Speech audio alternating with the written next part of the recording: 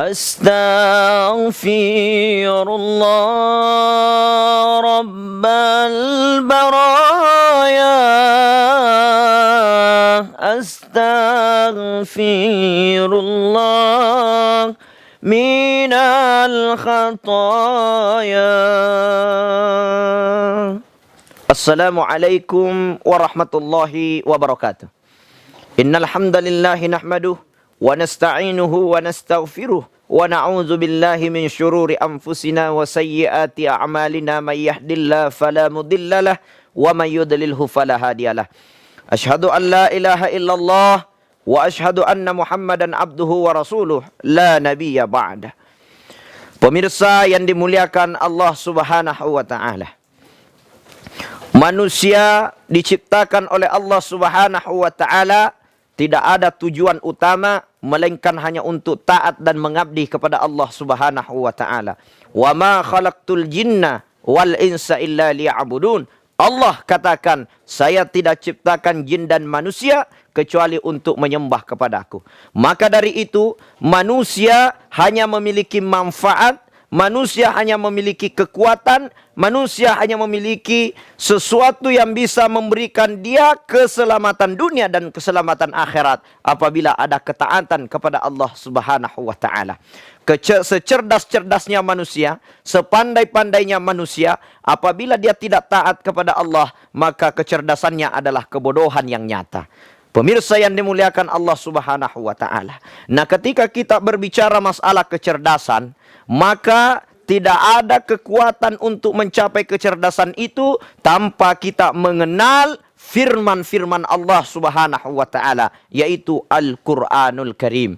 Al-Qur'an ini adalah intisari dari semua ilmu. Rasulullah katakan, Al-Qur'anu ra'su kulli ilmin. Al-Qur'an adalah sumber semua ilmu, inti semua ilmu, rajanya semua ilmu. Makanya ketika ada seorang profesor, ada seorang doktor, ada seorang ahli yang tidak memahami Al-Quran, maka dia tidak bisa dikatakan ahli. Hadirin pemirsa yang dimuliakan Allah Subhanahu wa taala. Kenapa? Karena inti dari semua ilmu, inti semua keahlian ada di dalam Al-Quran. Ilmu apa yang tidak ada dalam Al-Quran?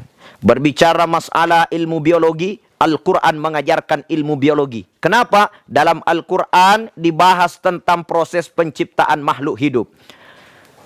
Coba kita perhatikan. Dalam Al-Quran dibahas manusia diciptakan dari setetes air mani, berubah menjadi tulang belulang. Kemudian 9 bulan dalam kandungan, Allah tiupkan roh, lahir ke bumi. Setelah itu ada yang tinggi, ada yang pendek, ada yang mancung hidungnya, ada yang mancung giginya. Itu dibahas dalam Al-Quran. Pemirsa yang dimuliakan Allah. Berbicara persoalan ilmu fisika. Ilmu fisika ada dalam Al-Quran. Kenapa? Karena di dalam Al-Quran dibahas tentang proses penciptaan bumi. Penciptaan langit dan bumi. Perhatikan dalam surah As-Sajdah. Alladzi khalaqas samawati wal arda fi sittati ayyam. Thumma istawa 'alal arsy. Coba. Dalam Al-Quran, surah As-Sajdah, Allah Subhanahu wa taala menjelaskan tentang proses penciptaan langit dan bumi. Alladzi khalaqas samawati wal arda fi sittati ayyamin thumma istawa 'alal arsy. Ma lakum min dunihi min waliyyin wala syafi'in afala tatazakkarun. Allah menciptakan langit dan bumi fi sittati ayyam, dalam 6 hari. Kemudian Allah turunkan hujan, Allah tumbuhkan pepohonan, Allah jadikan semua buah-buahan sehingga ada menjadi vitamin B, vitamin C, vitamin apa saja, semua dibahas dalam Al-Quran. Menandakan bahwa Al-Quran ini adalah ilmu biologi dan ilmu fisika. Ustadz, ada nggak ilmu matematika dalam Al-Quran? Oh, ada. Inti ilmu matematika dibahas dalam Al-Quran. Karena dalam Al-Quran dibahas tentang pembagian zakat. Di dalam Al-Quran dibahas tentang pembagian warisan. Coba kita lihat. Innamas sadaqatu lil fuqara wal masakin. Sungguhnya zakat itu untuk orang fakir, orang miskin. Semua dibahas dalam Al-Quran. Dalam ilmu tafsirnya 1/2, 1/3, 1/4 itu sudah dibahas dalam Al-Quran, menandakan bahwa Al-Quran adalah ilmu matematika. Bahkan ada ayat dalam Al-Quran mengatakan, man jaa bil hasanati falahu asyru amsalihha. Man jaa bil hasanah, siapa yang mendatangkan satu kebaikan, falahu asyru amsalihha, Allah berikan pahala 10 kali lipat. Kali-kali itu ilmu matematika. Berarti dalam Al-Quran ada ilmu matematika. Ilmu apa yang tidak ada dalam Al-Quran? Ustaz, tidak ada ilmu politik dalam Al-Quran. Siapa bilang? Pemirsa yang dimuliakan Allah, di dalam Al-Quran ada kalimat, وَلَا يَجْرِمَنَّكُمْ شَنَآنُ قَوْمٍ أَلَىٰ أَلَّا تَعْدِلُوا اعْدِلُوا هُوَ أَقْرَبُ لِلتَّقْوَى. Coba. وَلَا يَجْرِمَنَّكُمْ شَنَآنُ قَوْمٍ أَلَىٰ أَلَّا تَعْدِلُوا. Jangan karena kecintaanmu kepada suatu kaum sehingga kamu tidak berlaku adil. Jangan karena kamu benci pula kepada suatu kaum sehingga kamu tidak berlaku adil kepadanya. I'dilu, berlaku adillah, huwa aqrabu littaqwa, karena keadilan itu yang akan mendekatkan kamu kepada ketakwaan.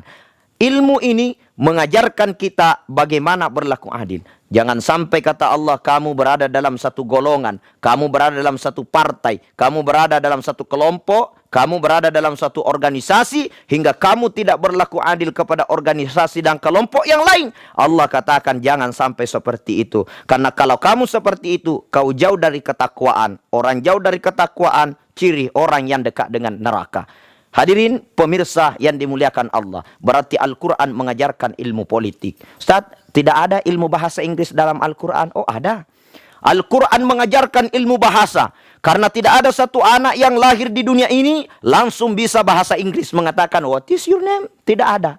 Tidak ada orang langsung lahir di dunia ini langsung bisa berbahasa Bugis, berbahasa Indonesia, berbahasa Jepang, dan bahasa apapun. Hanya lahir di dunia ini pandai mengucapkan nyak. Kenapa dia bisa seperti itu? Karena hanya itu yang dia diberikan oleh Allah. Kapan dia bisa memahami arti sebuah bahasa? Allamahul bayan. Nanti Allah menanamkan pemahaman di dalam otaknya. Allamahu ma lam ya'lam. Allamal insana ma lam ya'lam. Allah yang memberikan pemahaman kepada setiap manusia apabila otaknya telah diberi saringan oleh Allah Subhanahu wa taala. Menandakan bahwa semua ilmu sumber utamanya adalah Al-Qur'an. Sebagai kesimpulan, jadikan Al-Qur'an sebagai hujjah utama. Coba kita lihat hadirin. Sekarang ini banyak pakar, banyak doktor, banyak ahli. Tidak bisa dikatakan ahli kalau tidak paham Al-Quran. Kenapa? Karena Al-Quran rujukan ilmu terbesar. Al-Qur'anu ra'su kulli ilmin. Al-Quran adalah intisari semua ilmu. Mungkin ini yang sempat saya sampaikan. Mohon maaf atas segala kekurangan.